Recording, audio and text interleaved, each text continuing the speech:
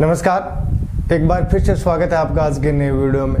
दोस्तों, आज का हमारा वीडियो रहेगा कपालभाति पर। वैसे कपालभाति पर हमने एक वीडियो बना दिया है, लेकिन आज दूसरे वीडियो की आवश्यकता क्यों पड़ी, इसका कारण आपको बताते हैं। हमारे पास ऐसे बहुत सारे कमेंट आए हैं कि सर कपालभाति करने के पश्चात हमें सिर दर्द, कमर दर्द या पेन की शिकायत शरीर में रहती है। उस पर अपन चर्चा करेंगे कि इतनी सारी समस्याएं कपालभाति करने से क्यों होती हैं। दोस्तों मेरा मानना जहाँ तक ये है कि आज के समय में अपन बात करें कि कपालभाति को इतना बढ़ा चढ़ा कर बताया गया है कि आप YouTube पर बहुत सारे ऐसे वीडियो दे रखे हैं कि कपालभाति की फोटो लगाते हैं या कपालभाति आसन के बारे में बताते हैं और कहते हैं कि 99% रोगों का इलाज सिर्फ एक आसन से। तो अपन यदि एक आसन से यदि अपन 99% यदि बीमारियां यदि एक आसन से अपन कवर कर रहे हैं, तो फिर हमें और आसन करने की आवश्यकता कहाँ हो जाती है। यह भी एक महत्वपूर्ण विषय है। दोस्तों, ये आपको भी पता है कि एक आसन से इतने सारे फायदे अपने को नहीं मिल सकते। हाँ, कपालभाति मस्तिष्क शोधन की क्रिया है। आपको मस्तिष्क के विचारों को शुद्ध करने के लिए, आपके शरीर को शुद्ध करने की एक क्रिया हो सकती है और इससे ढेर सारे लाभ हैं। लेकिन जितने लाभ जितना बढ़ा चढ़ाकर इसके बारे में बताया गया है, इतने फायदे भी इसके नहीं हैं। दोस्तों, यदि नियमित रूप से अपन कपालभाति का यदि अभ्यास करते हैं तो ये हमारे शरीर के लिए बहुत ही फायदेमंद है। यदि जिन अपन बात करें कि इसके लाभ की, तो जिन लोगों में खून की कमी है, यदि वो इसका नियमित रूप से अभ्यास करें तो उन्हें खून की जो कमी है वो भी दूर होगी। नियमित रूप से यदि अभ्यास करेंगे तो चेहरे पर चमक, रोशनी यानी ग्लो आपके चेहरे पर आसानी से दिखेगा और आप एक योगी की बात ही दिखेंगे। अब बात करते हैं कि इसके सही किस प्रकार से इसका अभ्यास करें कि अपने को ये समस्या ना हो। अब एक तो सबसे बड़ी समस्या ये है कि लोगों को पता नहीं है कि कपालभाति का अभ्यास कैसे करें। कहीं भी जाते हैं, इस प्रकार बैठ जाते हैं और फिर ये कपालभाति की क्रिया होने लग जाती है। जैसे अपन कहीं पार्क में जाएं या जहाँ भी योगा शिविर लगा हुआ है, तो बहुत सारे लोग अपने को जो जो कोई बता रहा है वो नहीं करते हैं। इसके अलावा अपना ही अभ्यास चालू कर देते हैं। जिस प्रकार मैंने बहुत सारे ऐसे लोगों को देखा कपालभाति का अभ्यास इस प्रकार से करने लग जाते हैं। अब यदि आप कपालभाति कर रहे हैं तो आपकी गर्दन, आपके कंधे, कमर ये बिल्कुल ही हिले डुलने नहीं चाहिए। दोस्तों, कपालभाति का मतलब होता है इस प्रकार आप सर्वप्रथम तो पद्मासन की स्थिति में आते हैं। इसके पश्चात आप एकदम कमर एकदम सीधी, गर्दन एकदम सीधी, कंधे आपके दोनों बराबर। उसके पश्चात आप धीरे से आराम से श्वास लेंगे।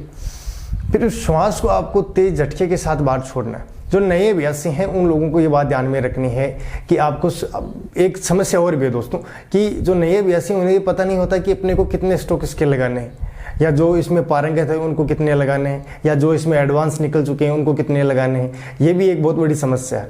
अपन बात करते हैं कि आज जो नए अभ्यासी हैं, जो कपालभाति का पहली बार अभ्यास कर रहे हैं, उन लोगों को इसका अभ्यास किस प्रकार से करना चाहिए, आइए देखते हैं। सर्वप्रथम आप इस प्रकार पद्मासन की स्थिति में आएंगे। कमर, गर्दन एकदम सीधी, आपके दोनों हाथों की थैलियां आप इस प्रकार इस मुद्रा में आ सकते हैं। उसके पश्चात आपको करना क्या है, आराम से आप श्वास लेंगे, फिर उस श्वास को झटके के साथ छोड़ेंगे। यह अभ्यास उन लोगों के लिए है जो सर्वप्रथम इसका अभ्यास कर रहे हैं कि इसका अभ्यास अपने को किस प्रकार करना चाहिए।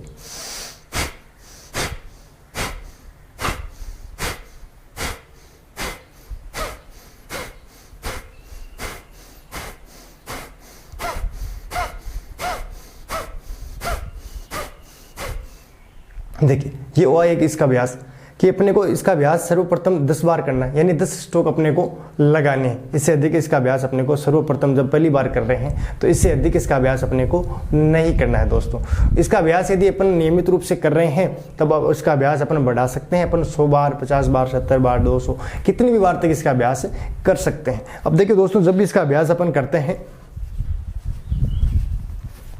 अब देखिए इस प्रकार अपन इसका अभ्यास कर रहे हैं तो शरीर में कहीं भी हलचल नहीं होनी चाहिए, सिर्फ आपका पेट ही हिलना चाहिए। देखिए इस प्रकार लंबा गहरा श्वास लेंगे।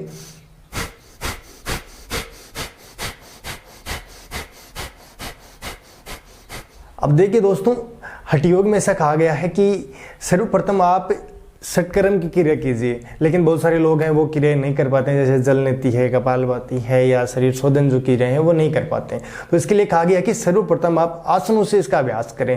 उसके पश्चात या प्राणायाम की जो प्रक्रिया है उसको पश्चात में दोहराएं, यानी अंत में जब आप योग कर रहे हैं उसके अंत में आपको प्राणायाम करना चाहिए। सर्वप्रथम आप यदि कपालभाति का अभ्यास कर रहे हैं तो इसके लिए आपको सूक्ष्म व्यायाम, सर्वप्रथम सूक्ष्म व्यायाम यानी अपने शरीर को आप इस प्रकार तैयार कीजिए कि आप योग करने के लायक हैं, यानी आप प्राणायाम करने के लाइक हो जाए। इस प्रकार अपनी बॉडी को तैयार कीजिए। यानी आप सबसे पहले आसनों का अभ्यास करें, सूक्ष्म आसनों का अभ्यास करें, फिर शीर्षासन, सर्वांगासन, हलासन इत्यादि आसनों का अभ्यास करें। उसके पश्चात ही आप कपालभाति या भामरी प्राणायाम या शीतले प्राणायाम जैसे प्राणायामों का अभ्यास करें।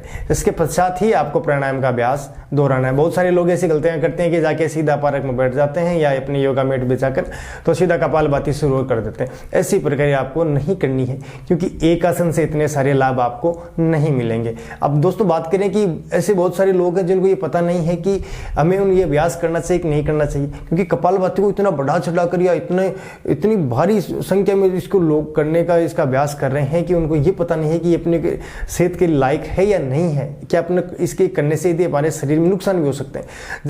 जैसे जिन लोगों को हाई बीपी है, ब्लड प्रेशर है या कमर में दर्द है, अल्सर है, इन लोगों को इसका अभ्यास नहीं करना चाहिए। यदि ये लोग इसका अभ्यास करते हैं तो इसके साइड इफेक्ट आपको देखने को मिल जाते हैं। यदि आप इसका नियमित अभ्यास कर रहे हैं और 2 या 3 दिन आपको सिर दर्द की या कमर दर्द की शिकायत हो सकती है, लेकिन इसके आगे भी यदि आपको ऐसी शिकायत हो रही है, आप नियमित रूप से कपालभाति कर रहे हैं, सही तरीके से कर रहे हैं, तो फिर आपको किसी योग शिक्षक की देखरेख में ही आपको ये करना है, या आप अन्यथा इसका अभ्यास ना ही करें।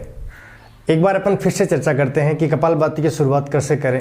सर्वप्रथम आपको सूक्ष्म व्यायाम करना है, फिर आसन करने हैं, उसके पश्चात ही आप कपालभाति या प्राणायाम का अभ्यास करें। दूसरी चर्चा ये करें कि जिन लोगों को हाई बीपी, ब्लड प्रेशर और अल्सर या कमर दर्द की जिन लोगों को शिकायत है, उन लोगों को कपालभाति किसी की देखरेख में करना है, अन्यथा वो कुछ समय तक इसका अभ्यास करने से बचें दोस्तों। अब जो नए अभ्यासी हैं उनको एक राउंड में 10 स्ट्रोक लगाने। देखिए इस प्रकार आप यदि जो पद्मासन यदि आप नहीं लगा रहे तो आप सिद्धासन में भी बैठ सकते हैं। इस प्रकार रहे, इस प्रकार 10 स्ट्रोक लगाएंगे, यानी एक राउंड में 10 स्ट्रोक। फिर आप इसके 5 से 6 राउंड कर सकते हैं। जो नए अभ्यासी हैं, जो नियमित रूप से कर रहे हैं, वो इसका अभ्यास बढ़ा भी सकते हैं। दोस्तों उम्मीद करते हैं आज की जो जानकारी है वो आपको अच्छी लगी होगी, कि आपको पहले पता था कि कपालभाति के साइड इफेक्ट भी हो सकते हैं, या इन लोगों को इसका अभ्यास करना चाहिए नहीं करना चाहिए। ये आप कमेंट करके ज़रूर बताएं कि आपको क्या सिर दर्द या कपालभाति करने से आपको कमर दर्द या आपको ना भी किसी न किसी समस्या पहले हुई है या नहीं हुई। ऐसा ज़रूरी नहीं है कि यह समस्या सभी के साथ हो, लेकिन बहुत सारे लोग हैं जिनके साथ ये समस्या हो जाती है। दोस्तों यदि आप हमारे चैनल के साथ पहली बार जुड़े हैं तो प्लीज़ आप हमारे वीडियो को लाइक करें, कमेंट करें कि वीडियो कैसा लगा है, और चैनल को सब्सक्राइब अवश्य करें। सब्सक्राइब करने के पश्चात आप बेल आइकन जरूर दबाएं, जिससे आने वाले वीडियो की नोटिफिकेशन सबसे पहले आप तक पहुंचे। धन्यवाद।